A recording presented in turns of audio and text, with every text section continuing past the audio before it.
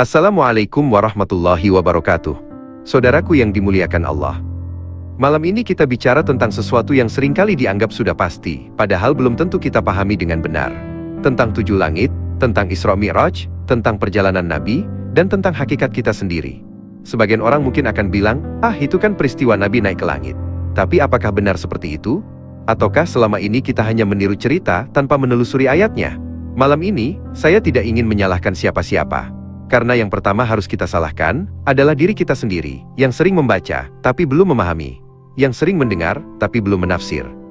Mari kita buka hati dulu. Al-Quran itu bukan buku cerita, tapi kitab tanda-tanda. Kalau Allah bercerita tentang langit, bukan sekadar astronomi, tapi tentang lapisan kesadaran manusia.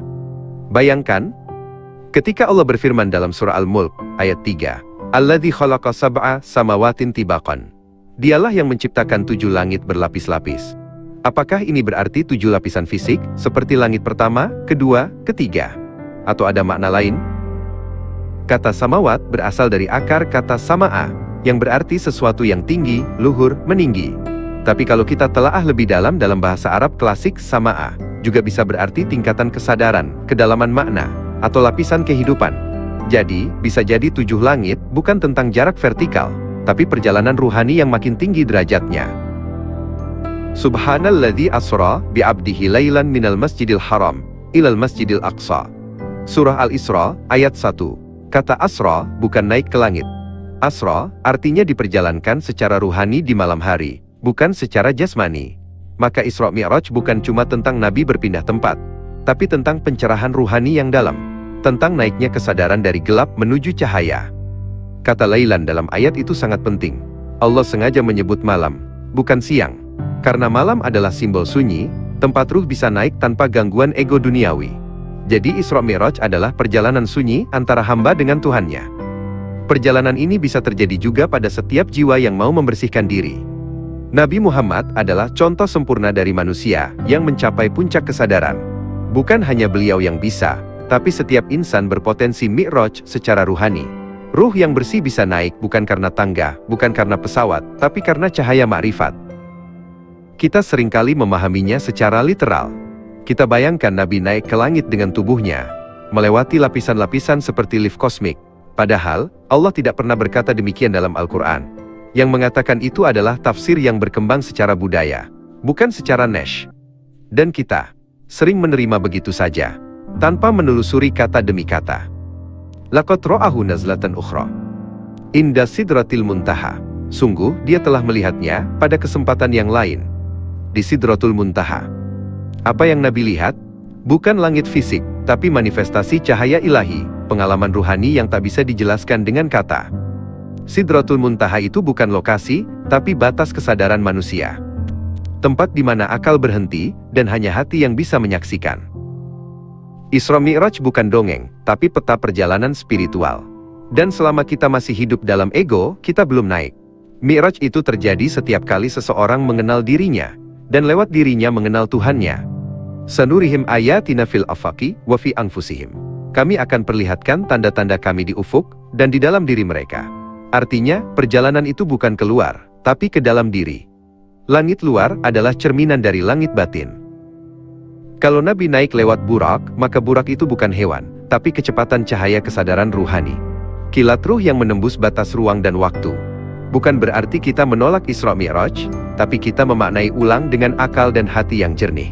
Karena Al-Quran sendiri berkata, Afala yatadabbarunal Quran. Tidakkah mereka mau mentadabburi Al-Quran? Artinya Allah menyuruh kita berpikir. Yang disalahkan bukan para guru, bukan para ulama.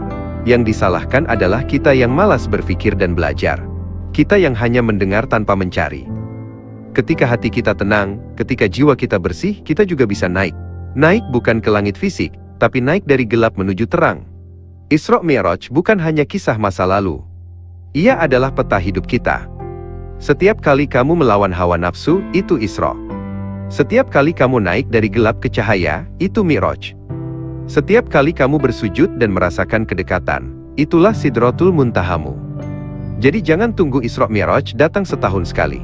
Lakukan setiap hari. Di hati, di sholat, di diam, di tangisan, di saat kamu sendiri bersama Allah. Karena perjalanan sejati bukan dari bumi ke langit, tapi dari diri menuju kesadaran akannya. Kadang Allah tidak perlu menunjukkan keajaiban di langit untuk membuat kita sadar. Cukup dengan matahari yang terbit setiap pagi, dan hati yang masih bisa merasa. Langit yang 7 itu bisa kamu rasakan. Setiap kali kamu bangun dari gelapnya dosa, lalu menatap cahaya harapan. Karena setiap kesadaran baru yang tumbuh, adalah satu langit yang terbuka. Nafs ammarah, nafsu rendah, nafs lawwamah, mulai menyesal. Nafs mulhamah, mulai ilham. Nafs mutmainnah, tenang. Nafs rodiyah, ridho. Nafs mardiyah, diridhoi. Nafs kamilah, sempurna. Itulah 7 langit versi ruhani, lapisan kesadaran manusia menuju Allah. Isra Mi'raj bukan dongeng, tapi peta perjalanan spiritual. Dan selama kita masih hidup dalam ego, kita belum naik. Langit pertama adalah saat manusia mulai sadar. Aku ini siapa? Aku dari mana? Ketika seseorang mulai introspeksi, itu bukan hal kecil. Itu adalah permulaan mi'raj ruhani. Barang siapa mengenal dirinya, maka ia akan mengenal Tuhannya. Bukan berarti mengenal fisik, tapi mengenal lapisan batin yang tersembunyi di balik nama dan wajah. Langit kedua adalah ketika kita mulai merasa bersalah. Bukan karena orang lain menegur, tapi karena hati kita sendiri mulai menegur.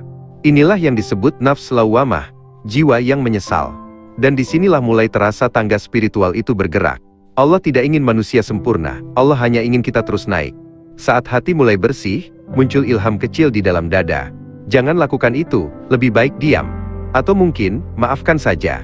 Itulah bisikan Allah kepada hati yang mulai bening. Itu bukan kebetulan, tapi tanda langit ketiga sedang terbuka. Dan aku ilhamkan kepada jiwa itu jalan kefasikan dan ketakwaan. Ya ayyatuhan nafsul mutmainnah. Langit keempat ini ditandai dengan ketenangan yang tak bisa dibeli.